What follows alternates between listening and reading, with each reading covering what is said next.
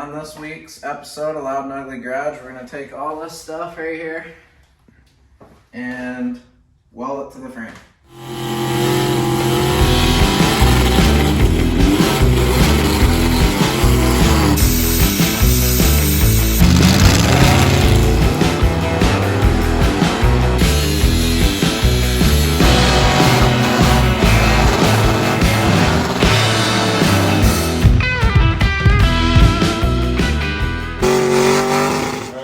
Started on the frame here. We got to get the frame level. So what I did is I checked my floor. My floor isn't level.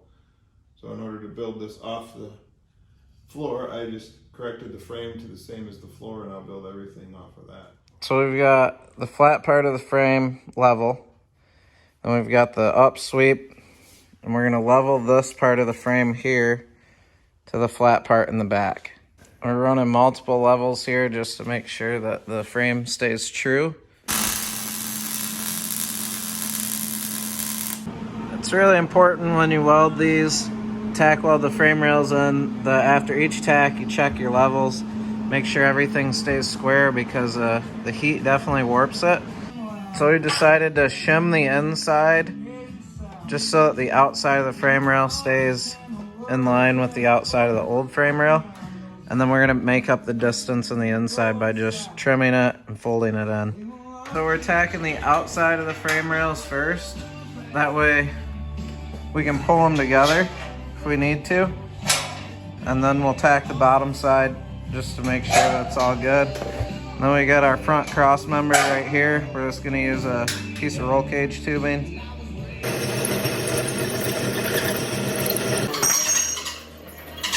Boom. Got a front cross member there.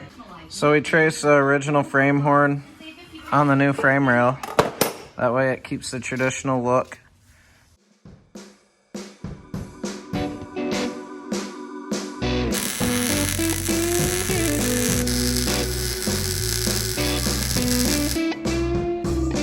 So this cross member, got our measurement, so it's setting down lower in the frame. But once we go ahead and cut the frame at an angle like this, it's going to look exactly like the stock frame rail did.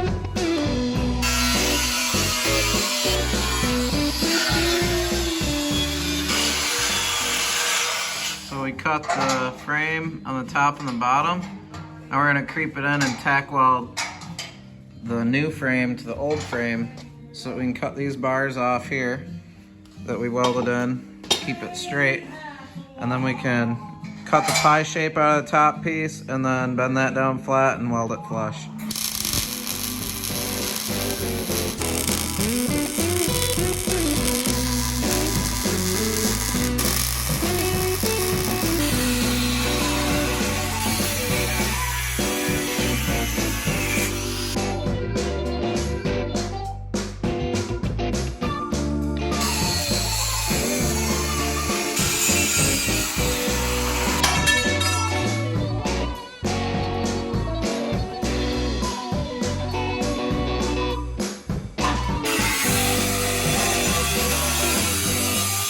So there's our first pie piece cut out. So you gotta cut the inside too. We'll pound that flat, and then we'll have to trim it so that it lines up perfect with the 2x4 box steel.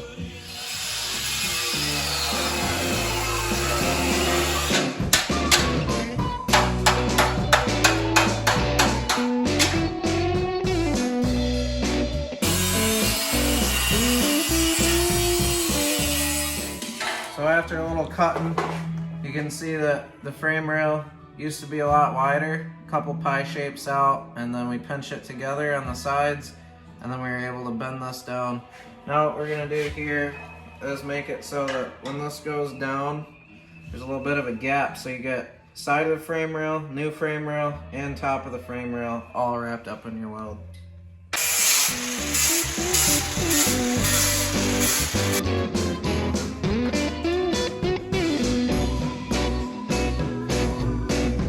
Over to the other side.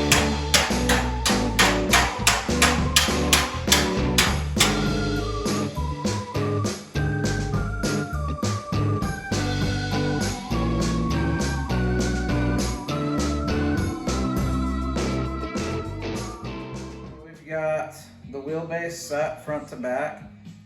On our new frame rail, we marked the center of the spindle. So then we double checked it by doing cross from the driver's side to passenger side, and then driver's side to passenger side, just to make sure everything was straight all ways. And then what we're gonna do now is clean off an area to weld this first leaf spring perch to.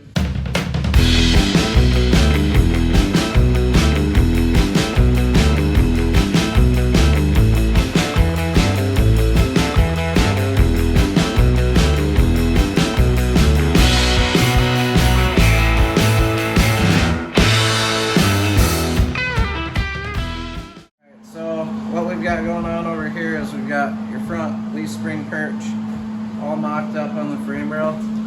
We just went from the center of my preloaded spring on my frame, and we're using the same measurements because we're going to have the same motor in here. And we centered this up on the frame. We got center lines on here and center line under here for these to line up, so we know the correct distance of the leaf spring when it needs to be preloaded.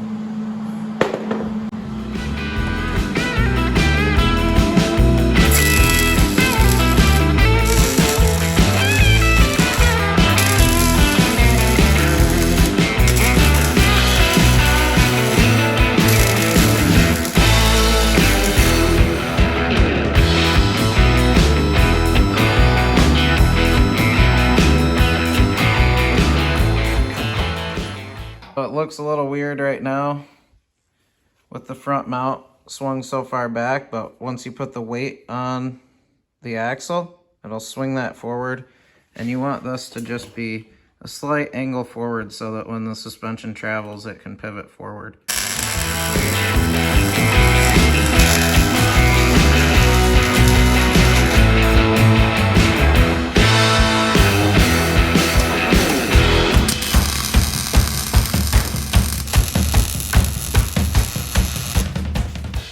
So we've got both sides tacked in, leafs are in.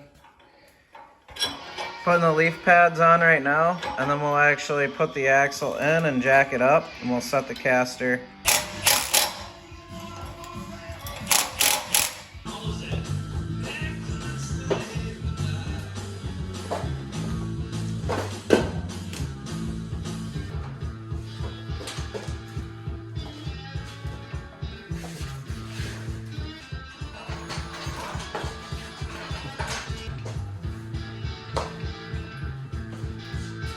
Before we slid it under here, we put a center line on the axle, and then now we're gonna go off the center to the sides of these leaf perches.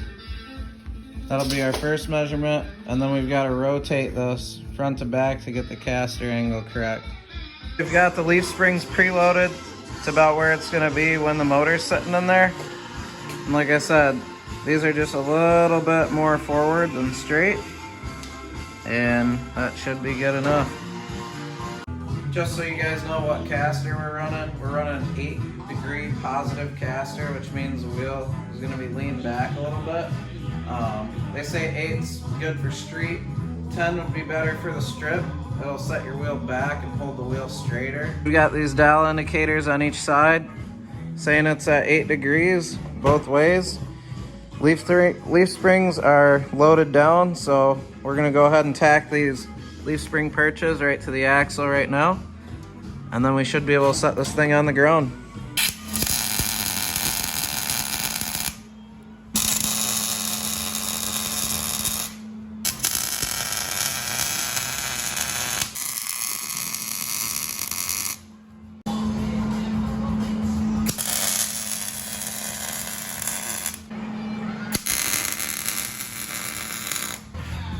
Now for the part we've all been waiting for. Get the wheels on here and see what this baby's gonna sit like.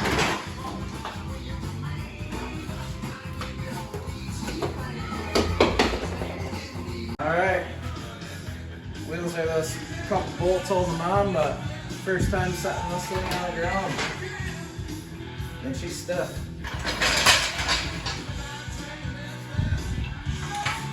What do you think of that, Dad? Pretty sweet. This is gonna be a cool ride. I think Cal's gonna be all gassed out. All gassed out. This episode, we wrapped up getting the frame rails mounted to the original frame. Everything's kind of this bare minimum tacked together right now, just so we can get everything fit properly. We got all the leaf spring perches mounted, set up so that it's got the tension that it's going to have with the motor sitting in there. We got the caster set to 8 degrees. Everything's tacked together there, and it's sitting on its own in the front. So in the next episode, we'll be working on the rear end, getting the crossmember all lined up for the ladder bars, and then we'll be putting in coilover springs in the back, and then kind of setting the ride height so that we can get this thing looking like a sweet gasser. So we'll catch you next time.